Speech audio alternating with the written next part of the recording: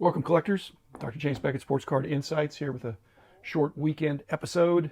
As you can see, I'm going to compare a couple of boxes that I got.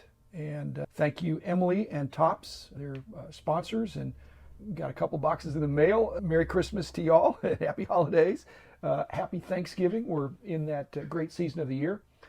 So I wanted to compare these boxes and just give, again, a non-video, an audio review and commentary, Sports Card Insights, about these two boxes, Inception and the Topps Chrome Black. So thanks to other sponsors, certainly Topps, but also Panini and Upper Deck, Heritage Auctions, Huggins and Scott Auctions, Burbank Sports Cards, Mike Stadium Sports Cards, and ComC and Beckett Media, Beckett Grading, Beckett Authentications. Let me start out here and just say that I did enjoy opening the boxes, but opening the box is opening a pack. It's just one pack for each of the boxes. So I had fun with it, but it's not it's not an hour of fun. It's a few minutes of fun and just reflecting on what's there. Inception wins 7-4 in the battle of how many cards, but that's not what most people care about. But again, no, you're going to get some base cards, but they're going to be relatively expensive base cards on a per capita basis. But when you're having these sets that are a blend of vintage and prospects, it seems like all sets have some of that,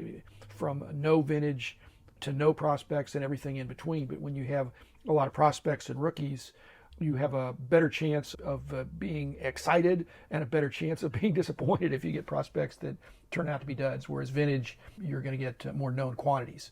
So both of these, I got guys that I'd heard of and guys that I hadn't heard of, and that's fine.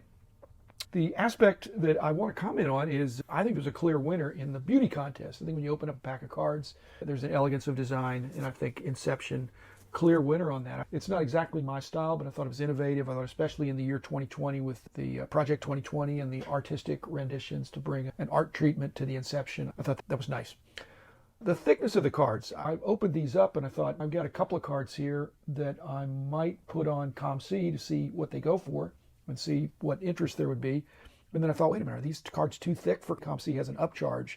But that really doesn't kick in until you get to 130 point. And these are probably maybe half that, maybe a little more than half that on the Inception.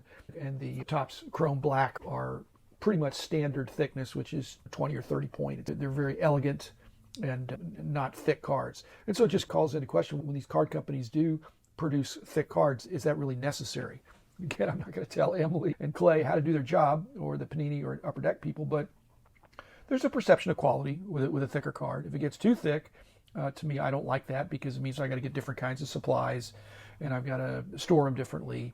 But again, if it's a little bit thicker within reason, like Inception was, I think they look good. Okay, so then the related thing to that is that when these cards are thicker, they have a lot better chance of having chipping or bumping or edge problems, the corners, the centering, the surface, and the not forgotten edges. So if the edges get dinged and you've got a really big edge there, that would be a point in favor of Topps Chrome Black. But the flip side of that is that on the Chrome Black, those cards are so elegant and fresh and seemingly perfect coming out of the pack. There's a gradability issue with that. The counterintuitive gradability issue that it might be that 9.5s and 10s are too easy. And so I think the savvy collectors / investors realize that if you open up a product and almost everything is a 9.5, I'm not talking about a 9, I'm talking about 9.5 and a 10, that they've got the quality control down on the centering, the surface, barring fingerprints. So if something is an automatic 9.5 or 10, then it calls into question the value of grading and the ratios that are established for many of the sets when the premium for a 10 above a 9. And so to me, the Topps Chrome Black falls into that. They look like they would grade exceptionally well. A little hobby history here as I try to add something, and that is back in the day when I was involved heavily, obviously, with the Beckett Publications. We did some of those early deals with the card companies, pretty much almost every card company of the day. We did slabbing deals for some of their premium cards that they would send them to us. We would grade them and slab them, and then they put in the packs. And that was tricky because they're obviously looking for 10s. And BGS 10 is not, there's no guarantee of that just coming out of the pack, obviously. And I've heard people complain. I don't blame them. If you open up a pack of cards and it has a graded card in that pack, and it's an 8.5 and it's brand new. But we had to deal with that, and we had to try to educate the card companies, and they tried to educate us on the marketing advantage. But still, you have to grade with integrity, or you don't have a reason for having a grading company. So lastly, I going to declare a winner. The pricing of the boxes, it was pretty similar, and so if I had a choice, I'd pick the Inception. I think that neither one of these boxes that I open up, I'm not going to disclose who I got, but I didn't get anybody great. And most savvy collectors, investors know that the expected value might be positive above what you pay, but most frequently that's because there are a few big winner boxes, and most boxes it'd be normal to have a little bit of disappointment.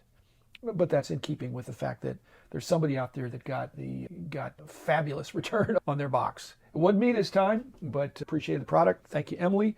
Thank you, collectors. I know there's a lot of box busters and breakers and people that love to open up brand new stuff. I do too. And sometimes you win, sometimes you don't. I actually won this time. Thank you, Emily. Thanks, everybody. Have a great weekend, and I hope the holidays are great for y'all. Stay safe and well.